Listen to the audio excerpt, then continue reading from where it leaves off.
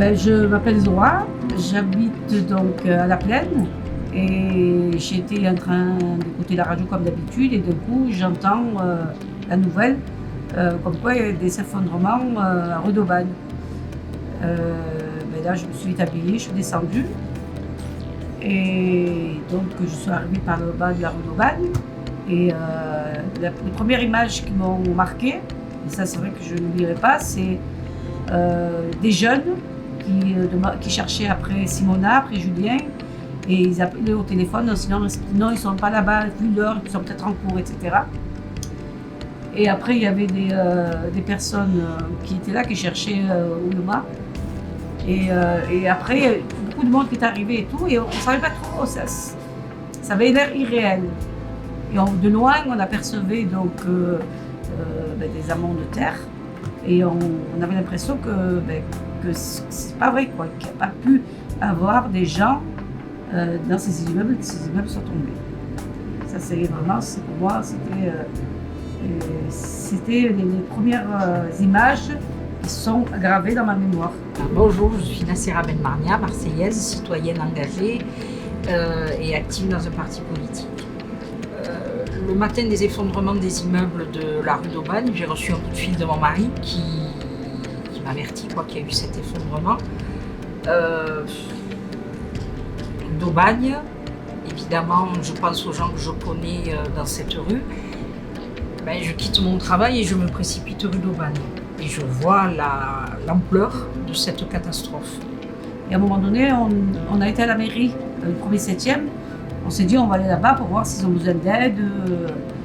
Et il se trouve que quand on est arrivé, c'était vraiment fermé. C'est-à-dire que la mairie avait mis en place un filtre sur les personnes qui pouvaient venir donner le coup de main. Et nous, évidemment, des personnes qui semblions plutôt des gens de gauche, on a été raccompagnés à l'extérieur en disant non, c'est bon, vous n'avez pas besoin de vous, on s'occupe de tout. Donc là, j'ai trouvé que c'était un peu violent. Donc on est resté un peu dehors, on a regardé un peu, puis comme on ne pouvait rien faire, on s'est dit bon, c'est pas grave, on rentre. Le lendemain, j'ai entendu qu'il y avait donc des dons à la rue de l'Arc.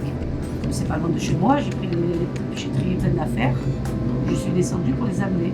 Donc j'ai croisé Nassera, il y avait d'autres personnes et on était là, on s'est dit bon, il y a des dons qui arrivent et à partir de là on s'est dit il faut quand même qu'on puisse trier pour que quand les gens arrivent, que les gens sortent, quand ils sont sortis, ceux qui étaient dehors, parce qu'il y a eu après une évacuation des immeubles d'à côté, c'est qu'ils sont sortis sans rien. Donc ils n'avaient pas de vêtements, ils n'avaient pas de sac, ils n'avaient rien du tout. Donc on a commencé à faire le tri et pour que les personnes puissent venir récupérer des affaires. Bon, très rapidement, quand il y a des situations comme ça, humaines, terribles, je me mets rapidement à réfléchir à une organisation de solidarité. Il faut que j'occupe mon esprit. Je suis formatée comme ça, souvent dans les épreuves, j'ai réagi de cette manière. Et là, j'ai réagi de la même manière puisque de suite, j'ai appelé 2 associations qui sont sur le même territoire pour leur dire qu'il faut absolument commencer par collecter des vêtements, des produits d'hygiène, parce que les gens dont les immeubles se sont effondrés, si on a des survivants, eh bien, il faudra bien qu'ils reprennent leur quotidien et qu'ils aient le minimum pour se changer. La même chose pour les gens qui allaient être évacués, puisque en étant sur place, j'ai bien compris que ça n'allait pas s'arrêter aux 2 immeubles qui étaient effondrés, mais déjà au voisinage immédiat.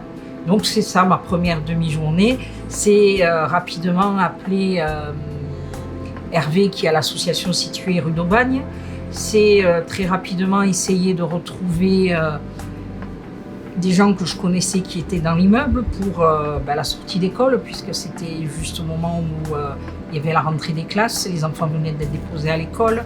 Voilà, j'ai essayé de me remplir l'esprit de choses pratiques, peut-être pour moins penser à ce qui allait advenir, puisque quand on voit l'effondrement, on comprend bien qu'il va y avoir des morts, parce qu'on voit bien qu'il ne reste plus rien de ces 2 immeubles.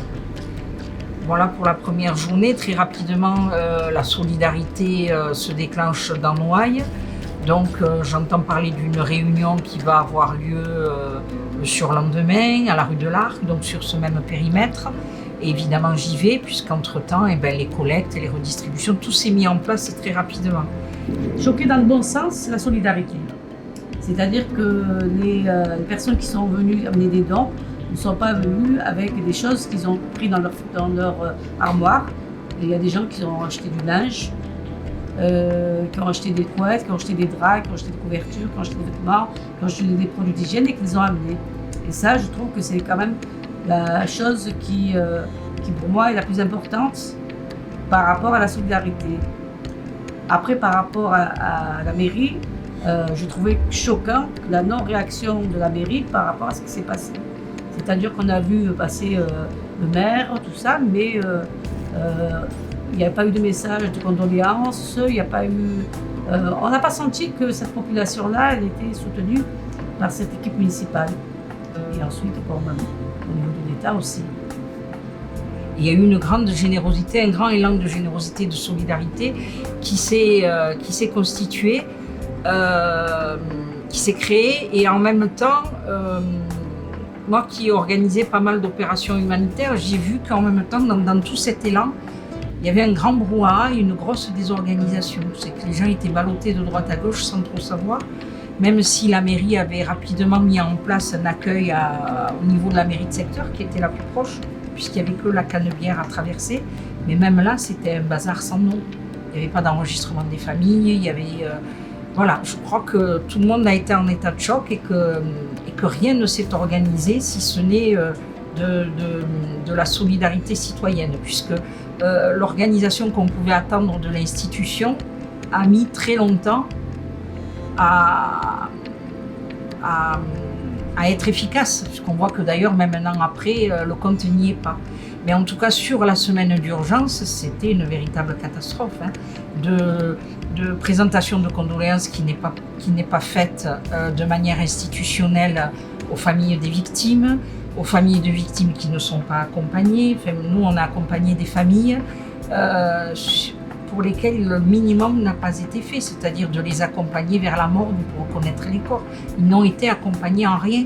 Les rapatriements de corps, où ils se sont débrouillés tout seuls, où il a fallu que ce soit des collectes qui se mettent en place pour que les gens qui étaient d'origine étrangère et qui souhaitaient rapatrier le corps de leur famille dans leur pays d'origine. Il y a eu un effet d'annonce, mais concrètement, c'est la solidarité qui a permis à ces familles de rapatrier les corps. La naissance du collectif, pour moi, ça n'a pas été spontané. C'est-à-dire que quand Nacera, quand on s'est croisés, parce qu'on ne se connaissait pas avant, m'a dit il faut faire quelque chose, et qu'on atterrit donc chez toi au Molotov, pour nous, c'était, on était dans une organisation pour accueillir les familles qui étaient mal reçues à la mairie, qui n'avaient pas de réponse.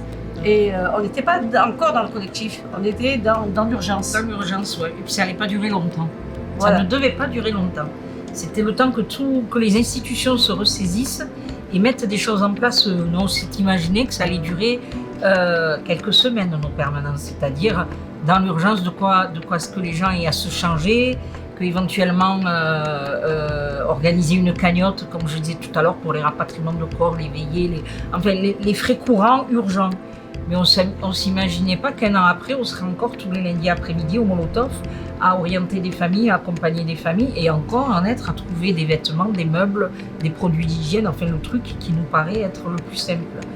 Il n'y a pas eu de collectif au départ en fait, il y a eu des gens qui se sont retrouvés naturellement face à cette catastrophe en se disant qu'il faut faire quelque chose.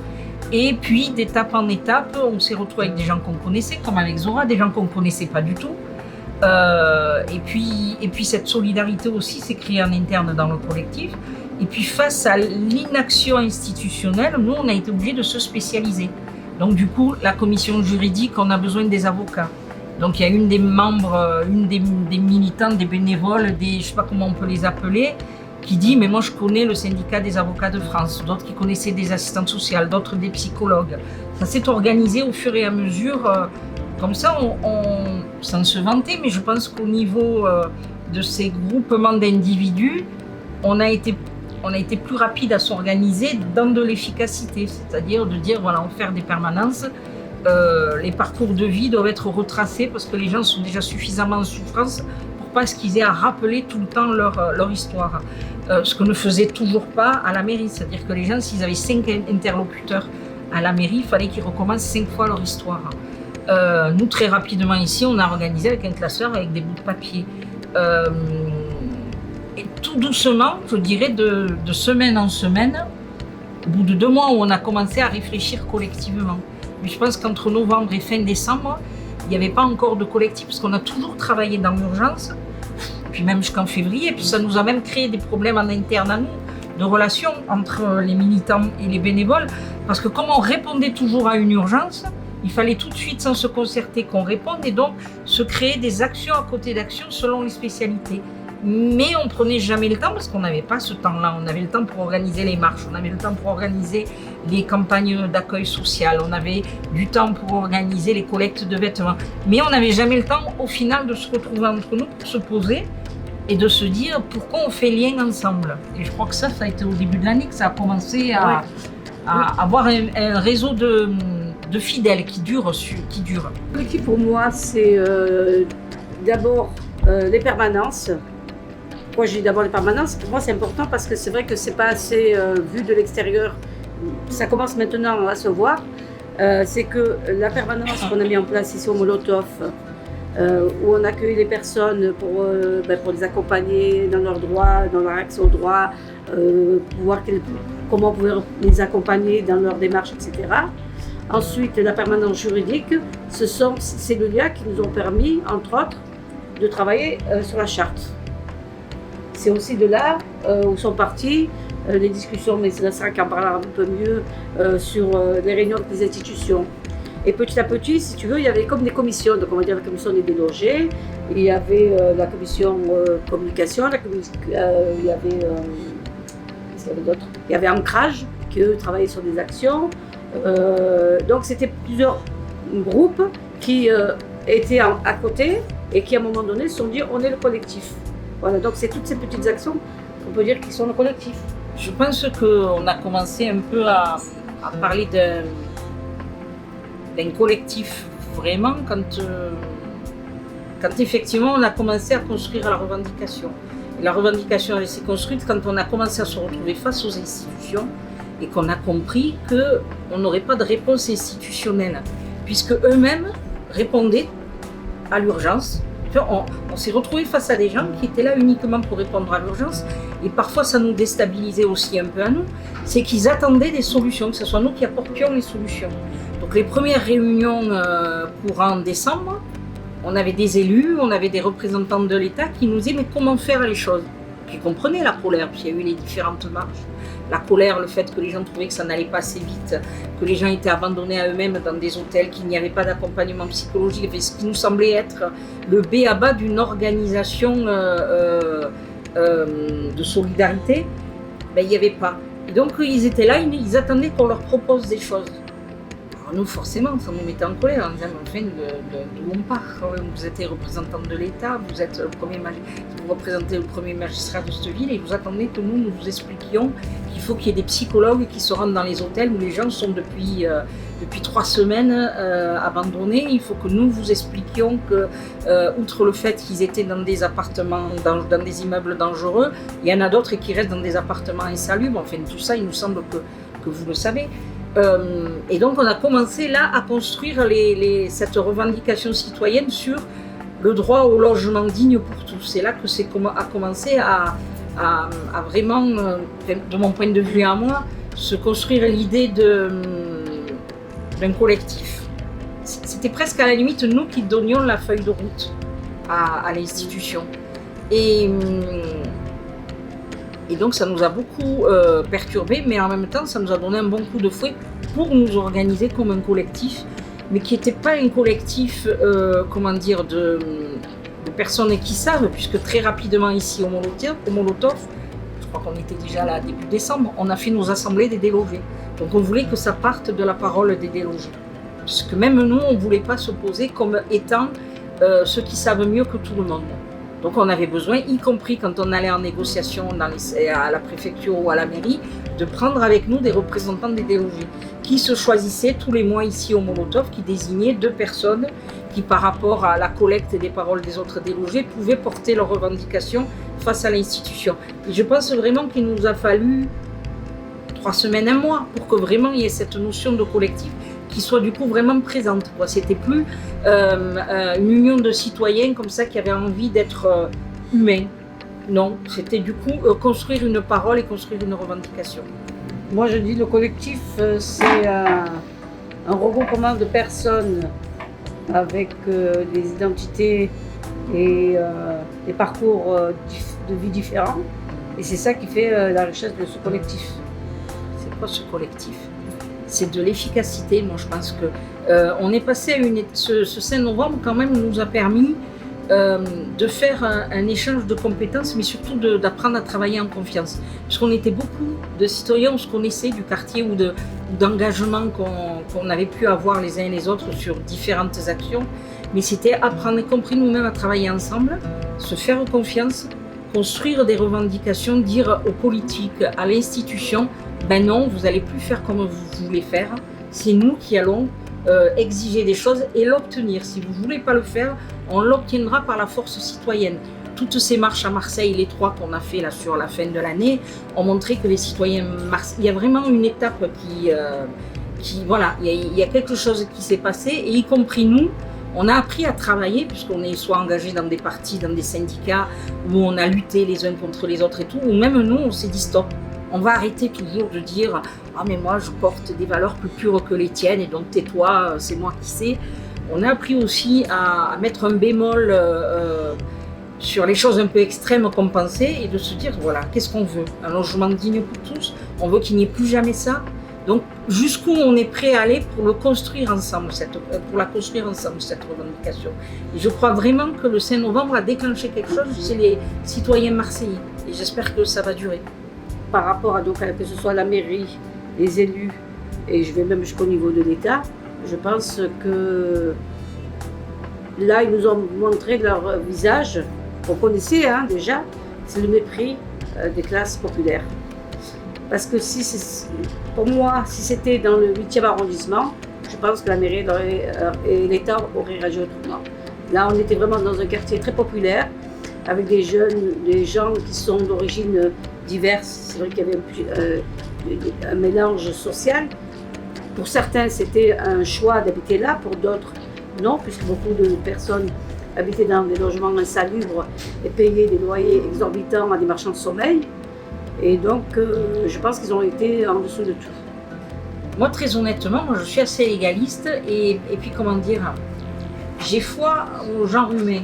Donc, je me suis dit, ils sont en état de sidération. Et aussi, il faut qu'ils encaissent le choc. Voilà.